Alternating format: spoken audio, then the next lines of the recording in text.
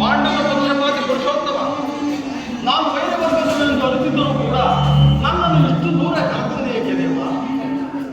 ಕರ್ಣ, ನೀನು ವೈರಿಯ ಪಕ್ಷದ ನೀನು ನನ್ನ ಪ್ರಿಯವನ್ನು ಪ್ರಥಮ ಪಾಂಡವ ಕುಂತಿ ದೇವಿ ಜ್ಯೇಷ್ಠ ಪುತ್ರ.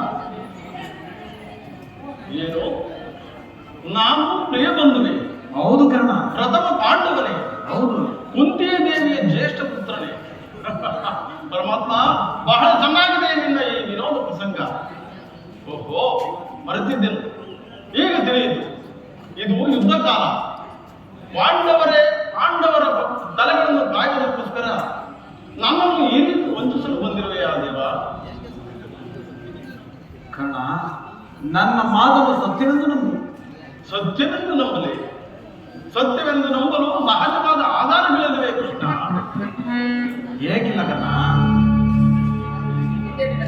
ಹಿಂದೆ ನಿನ್ನ ತಾಯಿಯಾದ ಕುಂತಿ ದೇವಿಯು ದುರ್ವಾಸನಿಂದ 5 ಮಂತ್ರೋಪದೇಶ ಪಡೆದರು.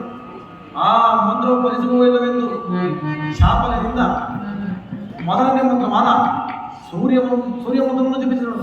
ಆಗ ತಿಳಿಸಿದೆ, ಲೋಕಪವಾದಕ್ಕೆ ಎದುರಿ ನಿನ್ನನ್ನು ಗಂಗೆಯನ್ನು ತಿಳಿಬಿಟ್ಟಳು.